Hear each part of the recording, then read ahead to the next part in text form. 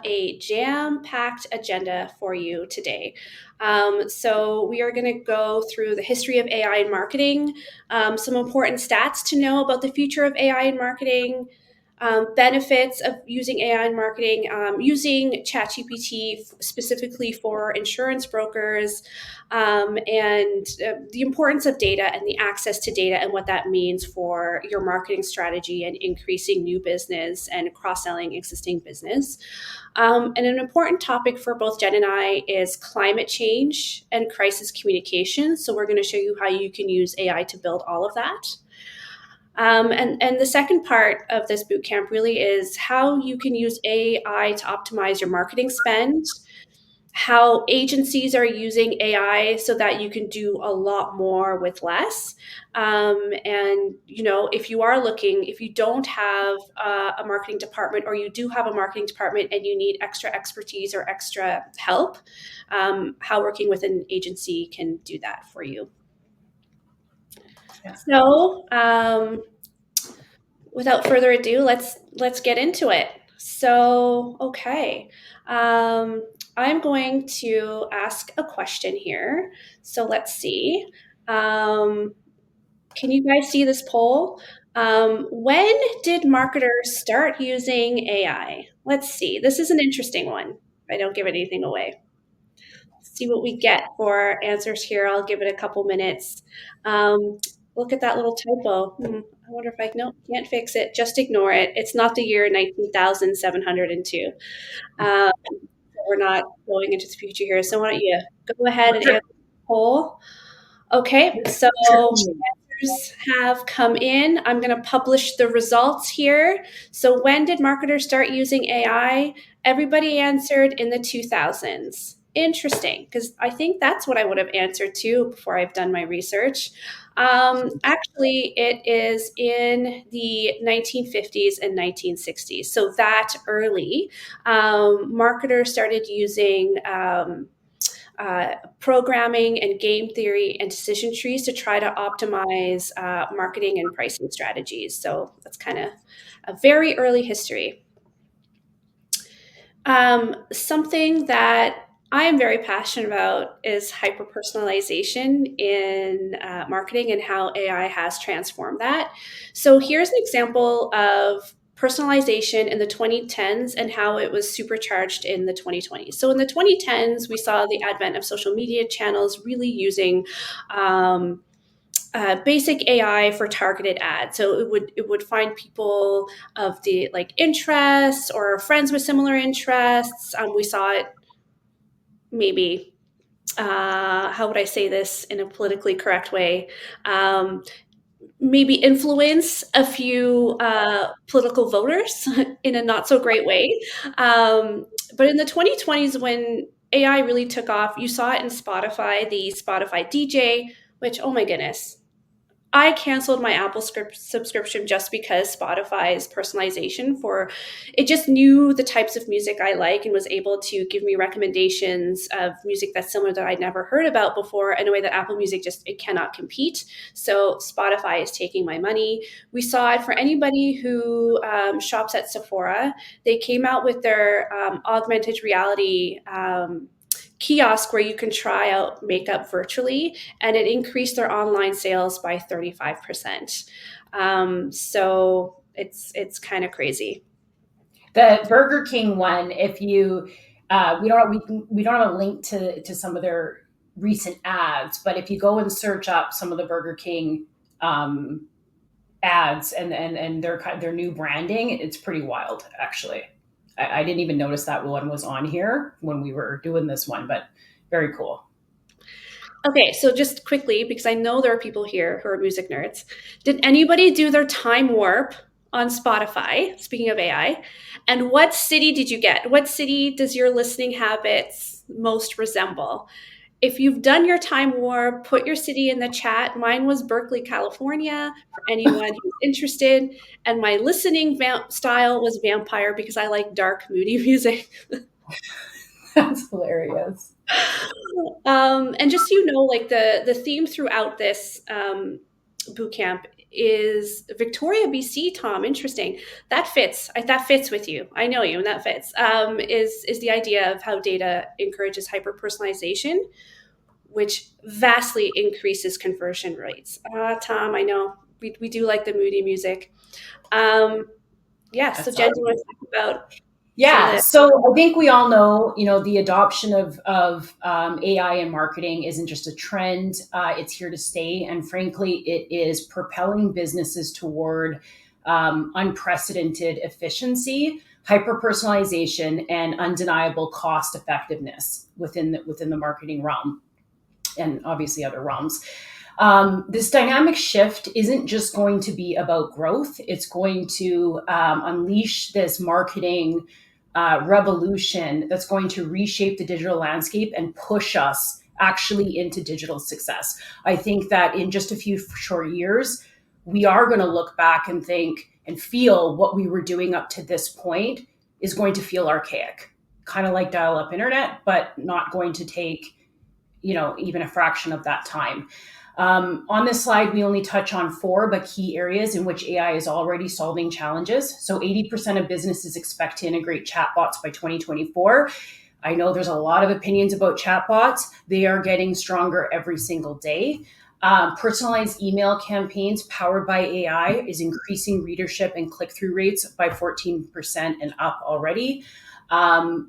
AI in digital advertising has led to a 150% increase. This is very exciting for me. And this is because there's a lot that goes into the different messaging, different imagery, test and learn of all of those different campaigns, the analysis and the optimization cycles to get to what is performing. So because of AI tools now, you can actually shorten that right down, which leads to 60% of companies have reported cost savings using AI. So this is only scratching the surface. The AI tools around generating content, video, soon to be full blown websites, SEO, marketing collateral are getting stronger every day. And like I said, Tanya and I put this presentation back together in September of this year, and there's already been new releases that we're excited to share with you today. So why use AI in marketing at your brokerage? This is a key question. Yeah. So I'm going to do another quiz here. Just going to open that up here. Let's see if it pops up. Are you going to pop up? Are you going to do it? Are you going to come on? Add. Oh man, hold on. Show. I'm using new tech. Oh, here we go. Yeah. Um, no, hold on. No. Anyway, can anybody guess in the chat? For anybody who's wondering, I'm using the back end of Vimeo for webinar, and it's really interesting if anybody's used Vimeo for webinar work before. So if you want to chat about it, I can give you the do's and don'ts. Obviously, one of them. Can anybody guess in the chat what are the two main challenges for marketing departments at brokerages specifically, and actually all marketing departments? Yes. Yeah. Um, Let me just anybody see. anybody We have, guess it? It's okay if you don't want to guess. I'll just tell you the answer. yeah. Data is a big one, and data is something a little bit about me is I started doing marketing. Yeah, costs and reach, Andrew, that's a good one. I started doing marketing for Sharp Insurance back in 2013, and yeah, time and cost, competition, budgets, and not enough data, Chad. um, I started doing marketing in 2013, and the only data we had is what we could get out of the BMS. And I Yeah. couldn't even get basic demographics. I had to get demographics off Google Analytics for our website because you just couldn't get it out of the BMS at that point. I don't know. I think they had some improvements now with their data poll, but not that much. Not that much. Even data points of like, what is your accurate retention rate, your bind ratio, so what lines of business are most profitable, what channels are giving you the best bind ratio. You might think your affinity programs are giving you the best bind ratio, but it might actually be from this lead source. So not understanding where you need to have your marketing spend means you're just throwing money away. You're throwing Yeah. money away, and you're not really calculating your return on ad spend. Yeah. Yeah, exactly. I think just, I think we still see that same um, challenge with data. I think the improvement, speaking for what we've been able to do at Goose, is being kind of moving past some of those barriers, but it's still so manual to stitch all of that together. And again, I think we like to say that the data challenges with insurance and these BMS legacy systems is unique to insurance. It's actually not, right? We see this in other industries as well with legacy ERPs, for example.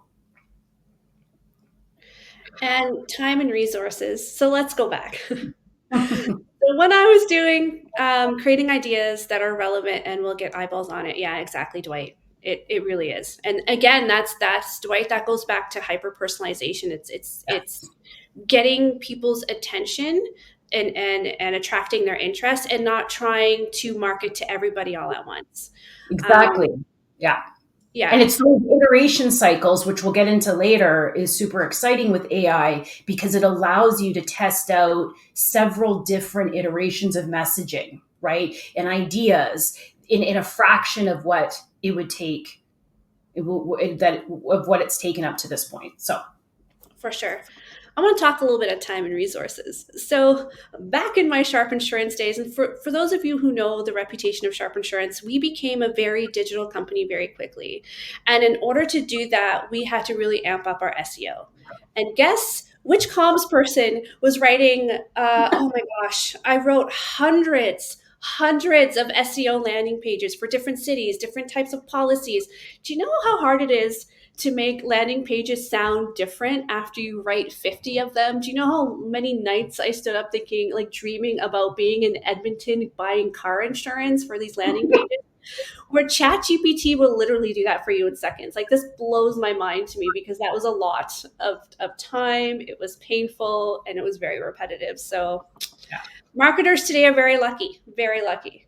yeah, Um, I just yeah, and just to add to that, I think that we always say that marketing is like raising kids. It takes a village and it's expensive, right? And I think so. There's the content production, and there's also the skill sets, within all of these different realms, right? And it actually has gotten a lot more, complicated or surgical than it once was, right? But definitely laborious, um, the laborious task of creating content is just, and even writing for search engines. To your point about SEO, I mean, now your blogs and your articles need to be, I think at the average is something like 25 to 3,500 words, up to 4,500 words. I mean, you're looking at like a half day a day. between research, writing, and editing, about a day. Exactly. Yeah,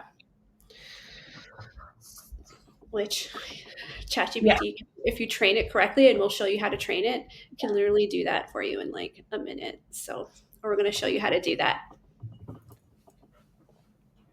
I'm going to talk a little bit about ChatGPT. I nerd out about this topic quite a bit. I follow all the podcasts, watch all the YouTubes, everything about ChatGPT. So ChatGPT was founded in 2015 by Sam Altman. And for those of you who might hear Sam Altman's name because he was quite in the news lately with a scandal, and co-founder, not surprising, Elon Musk. Elon, and the biggest investor is Microsoft. Elon Musk stepped away in 2018 to focus on Tesla.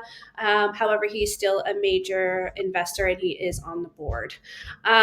So in 2021, in November of 2021, the OpenAI was released to just a small group of people to test it.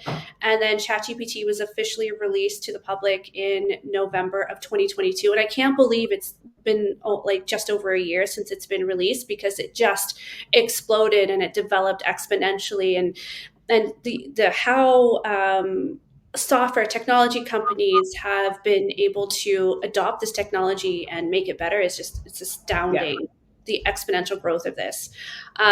So what does ChatGPT stand for? Well, it stands for Generative Pre-trained Transformer, which basically refers to how ChatGPT is trained. It uses reinforcement learning through human feedback. So as you're asking it questions, as it's learning from you, as it's getting responses, as it's taking up information from online sources, it's getting rewarded for right information, and then it ranks that information. Um, Early iterations of this did show quite a bit of bias, quite a bit of ethical issues, but OpenAI team have been working diligently to help reduce that. Of course, there are still issues, and you have to always operate these AI models with open eyes. Yeah. So yeah, so that's basically ChatGPT, and it's hard to believe that it's only been on the really open to the public for a year now. Yeah, and I think I know, we talked about, maybe the adoption's low for this audience, but once you kind of get into it, again, we're going to show you some of that today. It's really amazing how quickly you become, I would say, reliant on it. I think, Tanya, you made a joke at Amplify that, like, you're using it sometimes to respond to your kids your kids teachers and the school emails, right? Like it really does They're start so to, wrong, Jen. They're like a exactly. Dostoevsky novel. Okay, Yes. so I for any parents out there, take those long essay emails, plug it into ChatGPT, say, give me the highlights. What do I need to respond to right away? And it would literally take like a 2,000 word email, give you the bullet points, and tell you what you need to action right away. It literally saves you an hour of your time. So, Yeah, life per hack kid. from a working mom here. Per kid. Yeah, so this, we're not going to go through all of these, but everyday benefits of AI, and it's only growing. We've talked a little bit, touched on SEO and content optimization. We're going to show you some of that, customer insights and personalization, predictive analytics, really next level of automation, and advanced email. We're going to show you today. I think Tanya's going to show you how to train your Chat GPT. And how we use, actually, how important it is to use different chats. Okay, so you don't mix your chats with certain business lines. But the key to AI success in marketing hinges entirely on having a very clear understanding of your desired outcomes. So, and having the ability to train and prompt properly. I think that is going to be the biggest advantage. Knowing what you want, understanding how to ask the right questions. And we're going to show you a bit of that today in order to get the best results. You're welcome. Well, is I that think, the parenting hack, Akeem? yeah, the big thank you was the parenting hack. But Amazing. I got you. yeah. Um, okay, so let's really deep dive now on how, and you've got the history, you've got what it is, you've got why it's why it would benefit you. So let's really deep dive into how to actually use it right now. Yeah. All right. So let's talk about new business. Okay. So a lot of companies come to even Goose Digital and they don't really know how to go about doing effective audience research. This is essentially research and actions that you would take in order to understand and surface your ideal target customer or persona so you can go out and attract that business. We always say, like, yes, you can hire expensive market research firms, but we always say begin by looking at your current book of business and where you're winning today. So Truthful's suite of technology actually makes this incredibly easy. You can then enhance this data with AI marketing tools like Google Customer Match, Meta Custom Audiences to hone in on the best and most profitable target audience. The other thing that's been recent, Tanya is about to show you, is utilizing what you have today in not just your current book of business, but things like your website. Okay, so I'm going to show you a video. I pre-recorded it of the newest update with ChatGPT. So the newest update that happened a few weeks ago allows ChatGPT to digest and analyze web links. It couldn't do this before. And so I played around with it, and just some cliff notes before I show you. It was able to, based on a landing page of an insurance website, I use Sonnet as an example because I find that they're really good at targeting demographics to show you how to build personas. Now, personas are really important because you need to build personas in order to get the hyper personalization we were talking about before. And those personas is how you know how to speak to a certain group of people that's in your book of business, so that you're speaking directly to them and not just trying to speak to everybody all at once. Yeah. So I'll kind of walk you through this scene as it's happening. Um,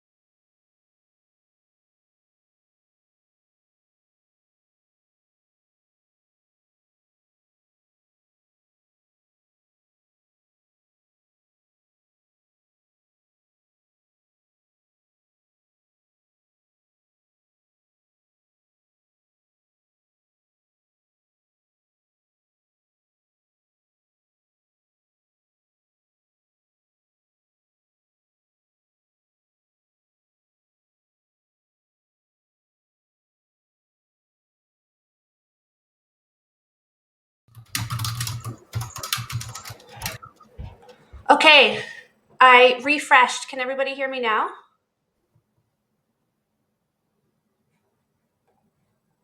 Are we back?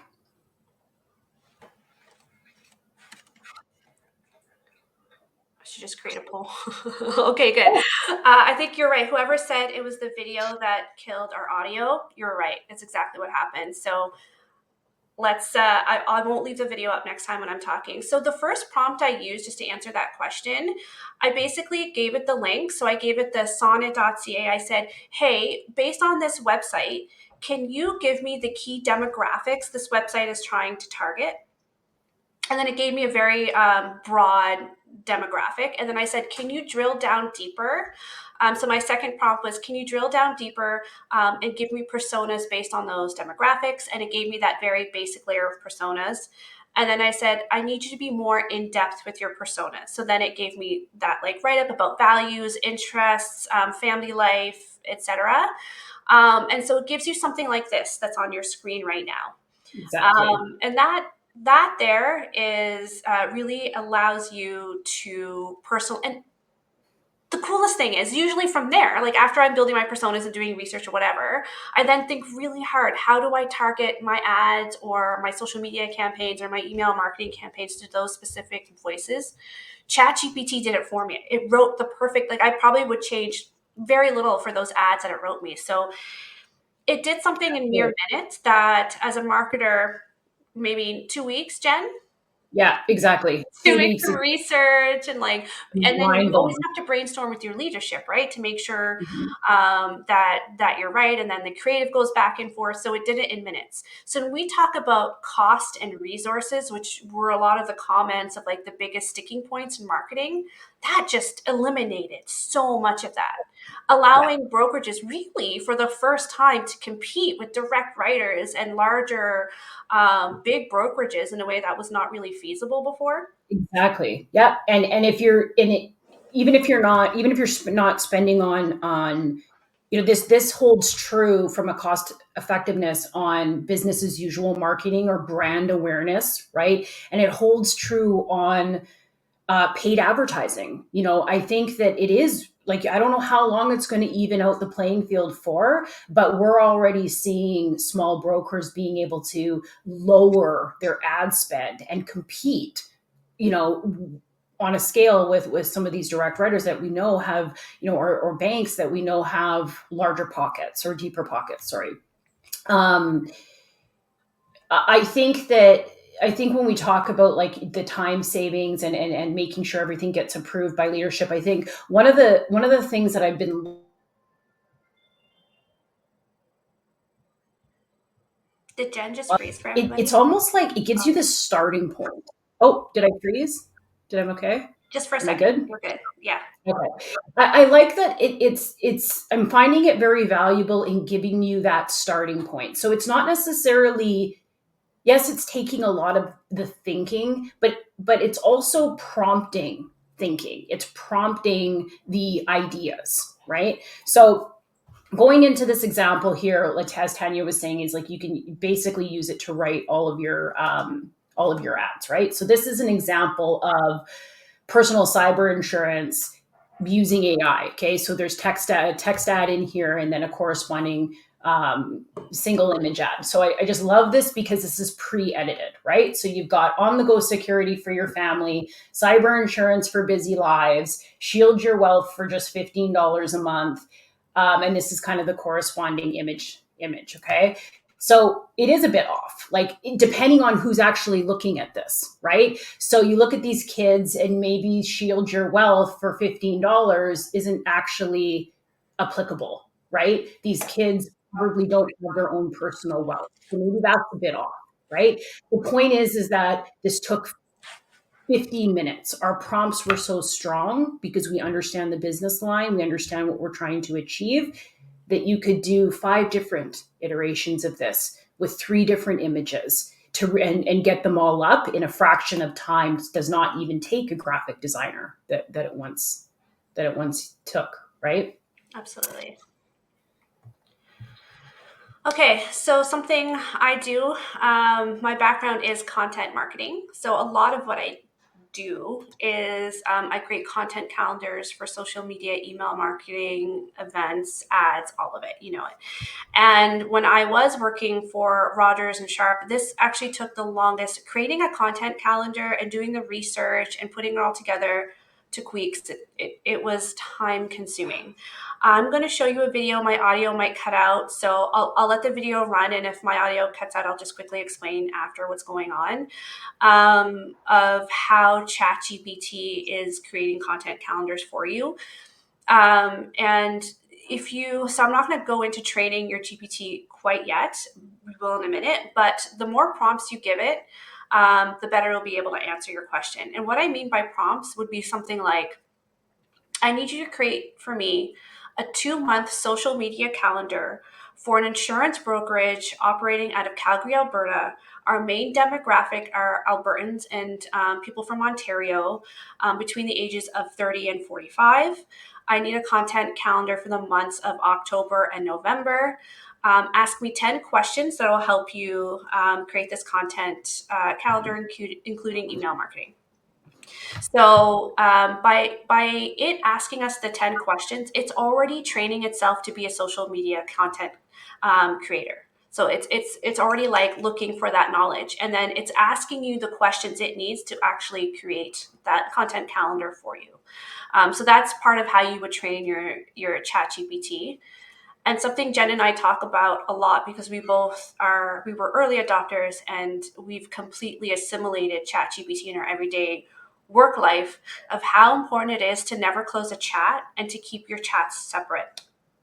Yeah. So if you don't know, and Jen, I know this is your brainchild, but if you don't know what the chats mean or what they are, maybe Jen, you can go into that before I show this example. Yeah, so I think it's kind of, I mean, I don't know if there's a huge science to it, but I especially as an agency, but even if you apply this to different lines of business, right? You want to go back to those chats because you're constantly training. Constantly training the content output inside that chat, that you're not going to want to mix it, right? So if it's different personas, if it's different product lines, different locations, if you're global or even national. I mean, I don't know if you need to split it through national sides across Canada, but and never close them down, so you can keep training. I mean, it's very quick. It's actually surprising how quick you can. I think I already have. I don't even want to know how many chats I have in there already, Yeah. right? And then you're trying to scroll back to go. I mean, maybe they'll come out with some like really sophisticated filtering, but then you're trying to go make sure you go back to that chat if you're focusing on personal cyber insurance versus commercial cyber insurance, for example. Exactly. And so at TrueFlow, my chats are, because I talk to, so I work both in the sales part of the role, but also user adoption. So I have chats that I train to speak to broker principals and decision makers. That's a different language than for brokers who are actually using the tools that we provide every single day. That's a different persona. It's a different chat channel. So that language stays the same, Yeah. if that makes sense. I'm going to play this video. Fingers crossed it works out okay. So I'm setting it to our stream now. Um,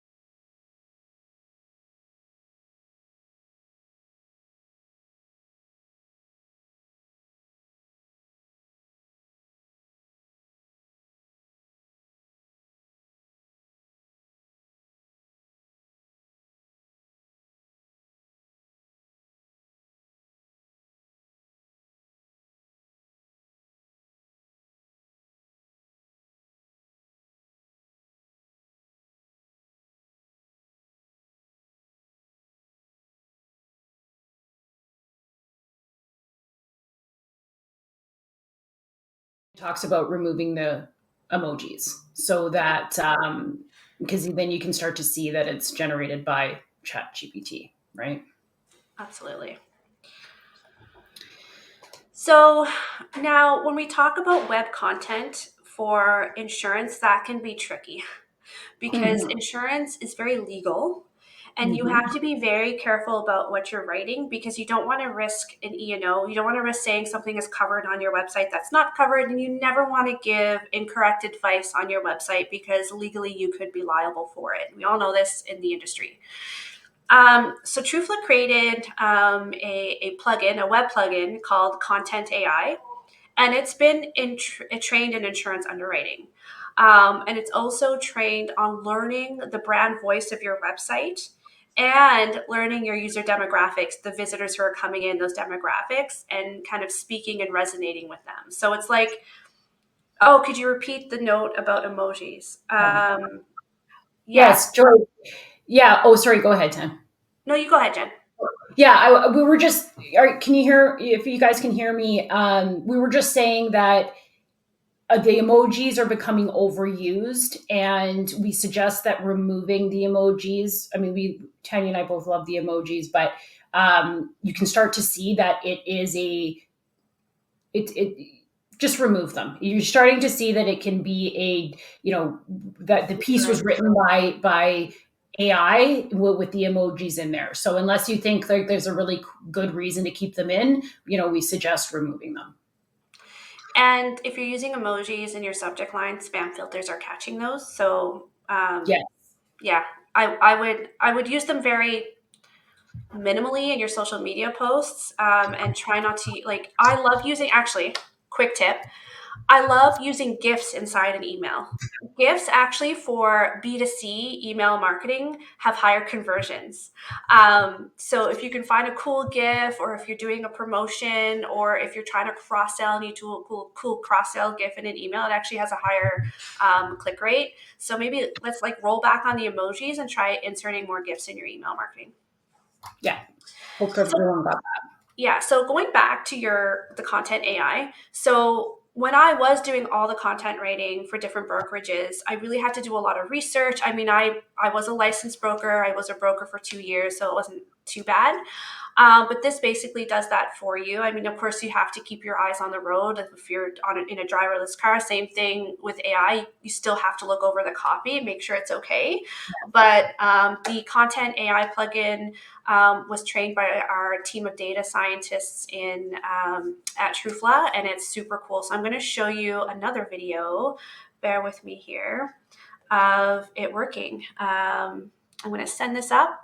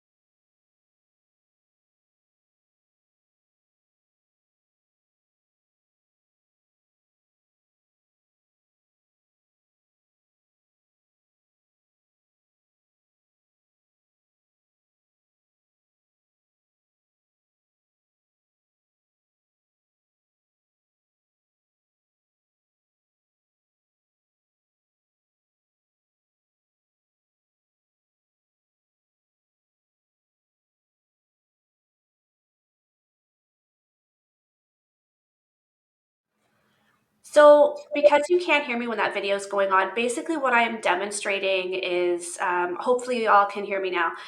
Y'all, it's like I'm from the South. No, I'm from Nova Scotia. Okay, sorry, I don't know where that came from. I'm reading the Britney Spears autobiography that. Oh, now, and I'm picking up her language. yes. That was so random. No Okay, kidding. so basically what I'm trying to say is I've been a content writer for a very long time, and I run a team of content writers, and typically to write a blog post, it takes about 2 to 3 hours for 1,000 words. It takes about 3 to 4 hours for over 2,000 words. The content AI plugin, the backend of WordPress, did it for me in 2 minutes. That's writing the content, formatting the content, and posting it. All I did was attach an image and maybe just looked over the formatting to my liking. So 2 to 3 minutes max. Can you even imagine, like, if you don't have anyone writing blogs or putting fresh content up on your site, you can now do this. You can just have someone who likes this stuff, a broker or someone who's interested in marketing, do this for you. They set up 10 minutes of their day, writing 4 blog posts in 10 minutes and having Exactly. that as your content for the month. Like Yeah, it's and I basically the content provided by the content calendar from ChatGPT and then using this plugin to write it. Like, it's insane. yes. Yeah, and I think I want to stress that too is that when we think of SEO, we always think of just blogs and articles, right? We're not also thinking how critical it is, right? And I don't know if we're not thinking about it or if just that brokerages are not aware of it, how critical it is to update your website copy. The other copy, not just your article copy, right? So this is solving both issues, right? Both problems there in a fraction of the time. You got it. So that brings us to the next section. We have 15 minutes left, so we'll just whiz by this. The data. Oh, the data. The data. It's so important. And as brokers, we just don't have a lot of access to it, which is really sad. But there's programs out there, and there are people trying to solve this problem as we speak, and Yes. Fuel is one of them. Yes. Um, Yeah, exactly. The data is like Tanya said. It's we all know there's struggles around it, but there are companies, providers, Trufla, even service providers like Goose Digital that are pushing past these barriers and starting with what brokers have today, right? And what they can get access to, and that's really critical. Obviously, targeted marketing is all based on the client data that you have in order to we've talked about this, in order to get hyper personalized and create those specific targeted campaigns in order to have better results. and then client retention, obviously, like, we're part of the CDAP program, and I think we've done over 25 CDAPs for brokerages across Canada. And the number one alarming thing I've noticed a trend is brokerages think they have an accurate retention number, but it's typically off by a standard Yeah. deviation of plus or minus 5. And we all know like a 4 to 5% increase in your retention doubles your profitability as a brokerage. So being off by that much is huge. So solving those data issues it's critical. Yeah, exactly. So I'm just replying to Yeah, sure. I'll Tiffany. go to cross selling while you reply. So cross selling, um, if you know how much of your PIF count, if you know what your book of business divide is, so say you're 70% auto, and you know your demographic, so your book of business maybe is younger, then you're either going to sell them tenant and condo and maybe push up especially with interest rates they are what they are now, maybe wait until like a certain age to start cross-selling home insurance unless you have more data stating otherwise, or you send out, hey, you want to buy your first home, here's how to beat the interest rate. So you can really start doing more targeted marketing and hyper personalization based on that data. Exactly. Like this is so key. There's so much untapped growth within your existing book of business. Imagine, and we're going to show you this. Imagine being able to quickly pull a segment or view a segment for everybody that doesn't have sewer backup coverage, and then creating a sophisticated cross sell across email and social retargeting to go and promote that coverage. So for time, there's other things I want to show you. So I'm going to skip through the other 2 points because I think you by now must know how this would make you more efficient operationally when you have automation taken away the mundane tasks that AI can replace, and why data is so critical for informed decision making. I do want to answer Joyce's question about concerns using AI generated content.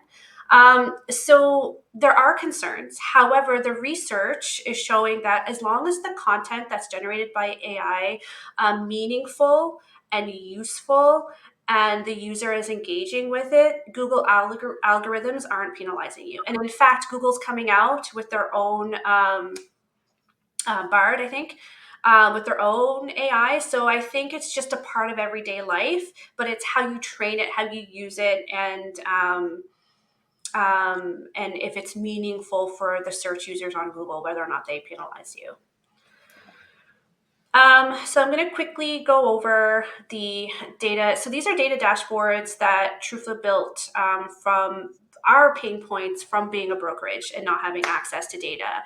And here you can, I'm just going to quickly review because we don't have a lot of time, but you can see your active policies, your active premium, and then your policy retention rate. You can see by line of business and market as well. And you can also really drill down to see that your hey, wow, not surprising, your multi-line retention rate is 4 points higher than your monoline retention rate. So that tells you, a couple things that Jen and I are going to show you is based on the data. What we're going to tell you right now is based on the data. How do you build a marketing strategy and how do you measure results? Because without data, without live real-time data, you can't do either properly. You're just wasting money. You can't build the strategy and you can't measure your results and you can't pivot. Exactly. If you want to go over Yeah. Yeah, exactly. So I think if we talk about creating campaigns to increase retention or overall tapping into your overall book growth, if we go to the second one, Tanya, the second slide here.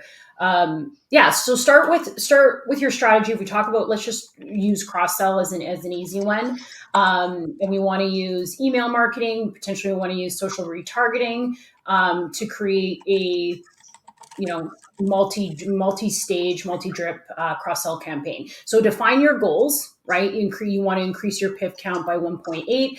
I think for the marketers in the room, translate this to gross written premium or revenue so that you can really get your, leadership team or your decision makers behind, a multi-channel drip. What I'm really saying there is that a one and done, one singular cross-sell email isn't going to actually be effective. Okay, you want to think through.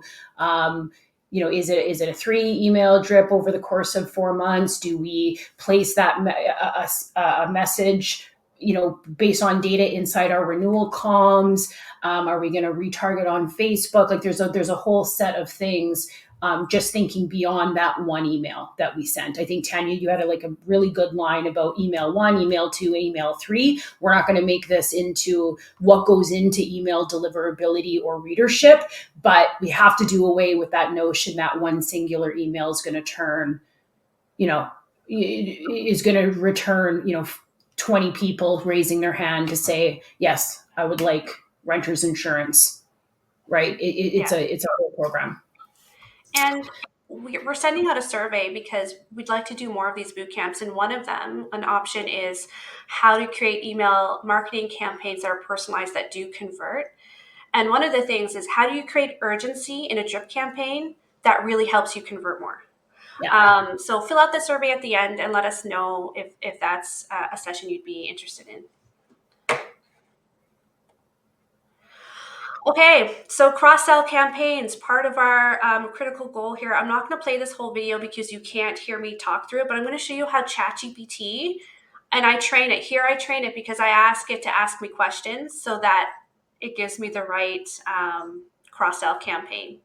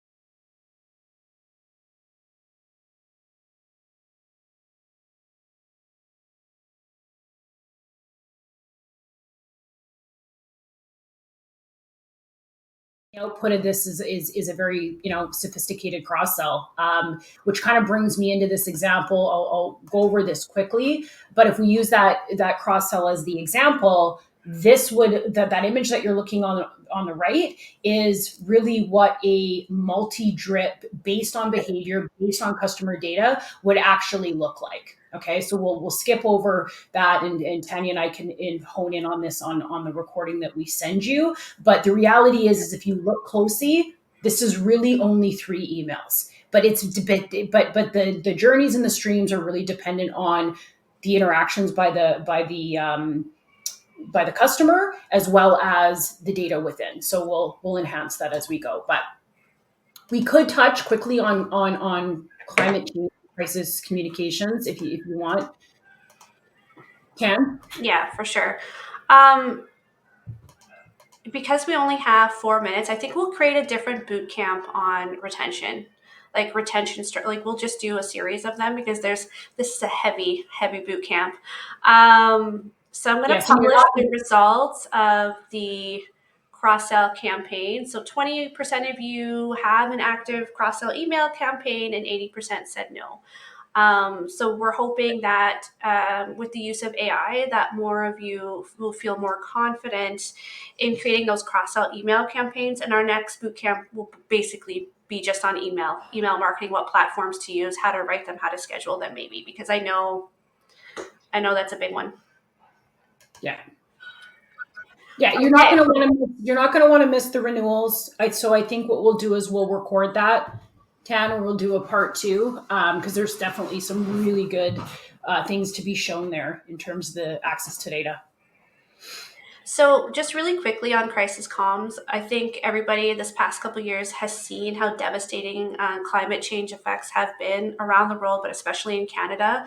We saw it out west with the crazy amount of forest fires. I mean, I drove through BC last summer and I drove through 6 forest fires from Calgary to Nelson.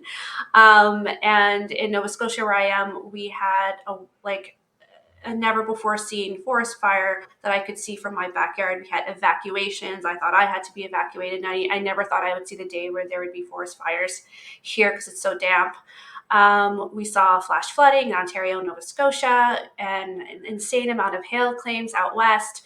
So what does that mean for brokers? It means we need to be there for our clients. We need to keep communicating with them, and we need to make sure that we're preventing any possible E&O risks.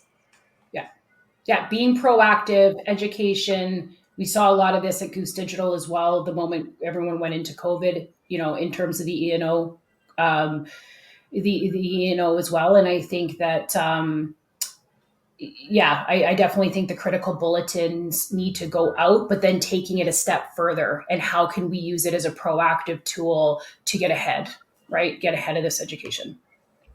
So TrueFlood, because we were a brokerage, and this was it kind of came back all the way from the Fort McMurray fires that we were doing emergency comms with, was making sure everybody had the right coverage. So because, as you know, as a broker, there is the underwriting blackout zone where you can't put any new coverage when there's a catastrophic claim happening. So this is a great way to prevent that. With our coverage X-ray AI, you can scan your book of business to see where your E&O risks lie. And you can go from type of coverage. So you can see third-party liability, comprehensive. Identity theft is a good one. I think that's an easy upsell, an easy way to increase your premium through a small email marketing campaign. I mean, the data breaches that are happening these days, it just seems like every day another company has a data breach, or with hybrid working, it's not as secure. So a lot of people are at risk. And then you can drill down and pull your contact list based on people who don't have a certain coverage. For that's part of our data hub. And if you want more information on that, we'll put a link in the chat to get a demo or to get more information on it. Yeah. We are at time, so I think we will stop here, but there definitely will be more boot camps in the future if everybody is interested. Actually, let's do a poll. Let's see. Who here is interested in future boot camps from Jen and Tanya? Hopefully. Yeah. I will publish the results. And thank you. For those of you who can stay a little bit longer, I want to do this because I'm so proud of this. You ready?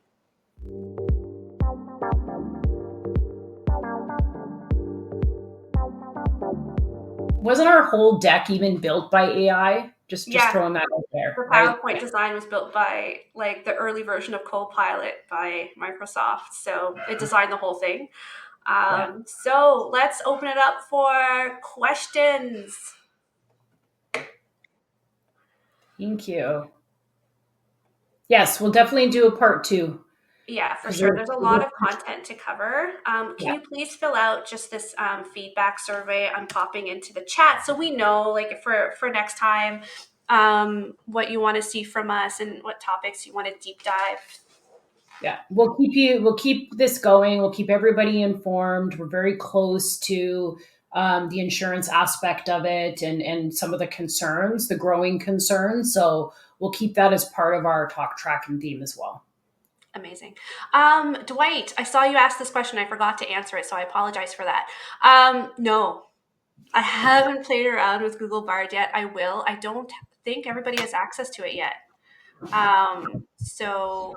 My Okay, so the thing I'm going to try out next is I'm desperately trying to get Truthlet to get me Copilot, Microsoft Office So, Copilot. I'm so excited. So I'll let you guys know if that's worth the money. Hopefully, the next boot camp, I can be like, is it worth it? Because if yeah, you can write and reply and create PowerPoint presentations for me, it's worth it. yeah, exactly. Oh, I mean, I know it's just it's very exciting. It's very exciting as a marketer to just realize how the efficiencies and the productivity that's going to come with all this, right? And for those of you who want your AIC credit, Rebo hasn't approved it yet, but AIC is here. Please fill out this form, and we'll get you that certificate in the next couple weeks. Awesome. Oh, you like it? Oh, Dwight, I'm gonna try it out. I'm gonna try it Yeah. out. Thank you. Thank you. Okay. We in the present. Well, last thing in the slides that we'll send out to everybody, there is a list of AI tools. You know, most of it is some of them are free. Go in, play around, you know, get started, and yeah, here's a link to some of our favorites. And but yes, as Dwight said, get in there and Google and play around with it. Bing's another one, but it's exciting for sure. Definitely. And I honestly like during that whole for those of you who know the Sam Altman scandal, that whole Sam Altman period where he was fired, then Microsoft took him, and then he was hired back, there was a small like blackout period where ChatGPT wasn't working. It Yeah. almost ruined my workday because I have become so dependent on it that I was like, I, I don't even know how to write anymore without the help of ChatGPT. I don't know if that's a good thing or a bad thing, but I was like, how? How do I function as a human now? Well, hey, last little snippet. I know this is now getting very informal, but that's okay. So I've heard people using for the Elf on the Shelf that came this December 1st for some kids and parents using Chat GPT to come up with Elf on the Shelf ideas. So just Oh, throwing that out there, right? If nice. you have one of those, you know, labor intensive elves that we all some of us, you know, jumped to the bandwagon a couple of years back. Thanks, everyone. Thank you, We'll and look wait forward for to the a part outro. two. Thank you for joining.